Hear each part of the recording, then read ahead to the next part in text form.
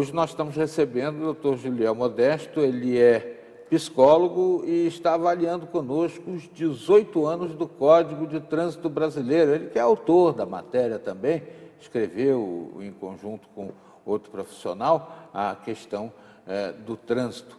E um detalhe importante é que muita gente avalia que foi uma jogada, que essa história de passar o trânsito para os municípios, a municipalização do trânsito, permitiu o surgimento de uma indústria de multas. Qual é a avaliação que as pessoas que lidam com o trânsito fazem dessa suspeita, digamos assim? Olha, toda indústria precisa de uma matéria-prima. No caso da indústria da multa, a matéria-prima é o comportamento infrator. Se não tiver infração, não há multa, né? Mas a municipalização é a grande marca do Código de Trânsito Brasileiro. O Código Nacional de Trânsito, ele previa a possibilidade da participação do município na administração do trânsito apenas como Conselho Municipal de Trânsito, com as mesmas atribuições do órgão colegiado do Estado. E precisava que o município tivesse no mínimo 200 mil habitantes. Hoje, um município com 10 mil habitantes, como é o caso de São Luís do Paraitinga, está integrado ao Sistema Nacional de Trânsito. Isso permite que ele faça a gestão de uma política nacional de trânsito. O problema foi que, quando o código surgiu, ele criou as atribuições para que o município pudesse desempenhar a gestão do trânsito, mas não determinou qual seria a estrutura mínima. Cada município passou a desempenhar aquelas atribuições na sua estrutura política administrativa, a que melhor lhe convinha.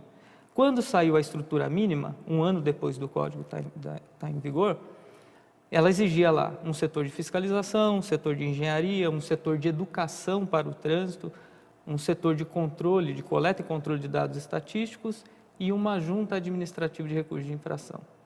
O município permaneceu com o mesmo espírito. Muitos municípios ainda hoje vivem da arrecadação. A gente tem casos aí, inclusive de São Paulo, Prefeitura de São Paulo, que está tendo que se explicar quanto é que arrecada e como que é destinado. Existe uma destinação específica daquilo que é arrecadado com o valor da multa. Me parece que, inclusive, esses recursos têm que ser aplicados prioritariamente na educação para o trânsito, inclusive na melhoria das vias, da sinalização e tudo mais. E quem é que controla isso? Se o município quiser fazer caixa único, por exemplo, é complicado. Então, o município deveria ter mantido o Conselho Municipal de Trânsito, embora não haja previsão no Código de Trânsito, o município pode criar um Conselho Municipal de Trânsito. Os municípios criam um fundo para gerir esse recurso, mas não criam o conselho que poderia ajudar com as experiências diversas de um órgão colegiado a tomar essas decisões. O Ministério Público aí, nesse caso, talvez possa ser o grande fiscal disso tudo, né?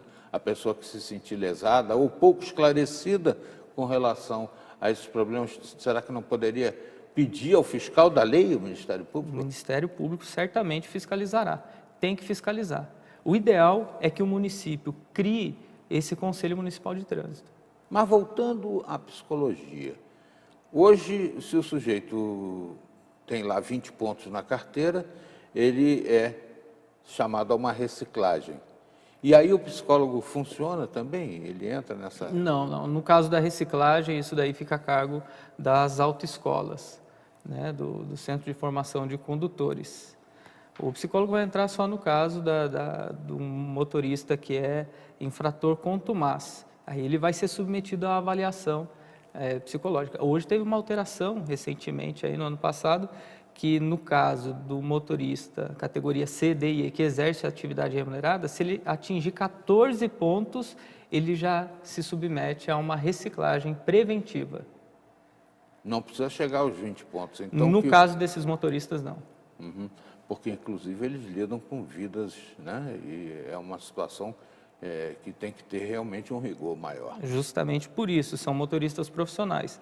Agora, embora não seja exigência, muitas empresas hoje já investem em treinamentos. É importante para a própria empresa, para uma redução dos seus prejuízos. Hoje a gente observa, por exemplo, na parte de cargas, né, que há motoristas que puxam veículos que tracionam mais 2, 3 vagões.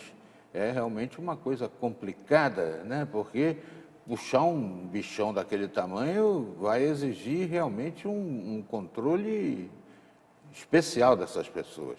O motorista precisa ter grande perícia, mas os acidentes estão muito mais relacionados à imprudência e à negligência do que à imperícia. O motorista ele é bem treinado. Tem gente que acha que é muito pouco tempo que ele passa dentro de uma autoescola, mas isso daí é suficiente para ele dirigir. O problema é quando ele não toma os cuidados indispensáveis à segurança.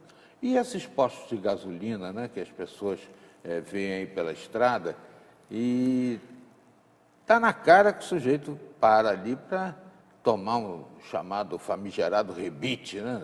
É uma coisa difícil de... A polícia não toma providência com relação a esses casos? Toma providência, é grande a fiscalização. O interessante é que uma das outras leis aí que alterou o código é justamente para garantir o tempo máximo de direção e o tempo mínimo de descanso para o motorista que faz o transporte de carga e transporte de passageiro. Então, você imagina na beira da rodovia se ele não tiver nenhum local para descansar. É interessante que esse local exista, mas que ele faça bom uso do local. Quer dizer que o código está em plena evolução ainda, 18 anos, mas ó, vai ter muito mais páginas para colocar aqui, hein, doutor? Está em pleno desenvolvimento, tem muito trabalho ainda a se fazer. Doutor Juliel Modesto nos ajudou a refletir um pouco aí sobre os 18 anos do Código de Trânsito Brasileiro.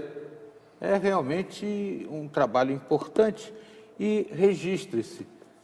Quem relatou essa legislação foi aqui do Vale do Paraíba, deputado federal à época, Ari Cara José.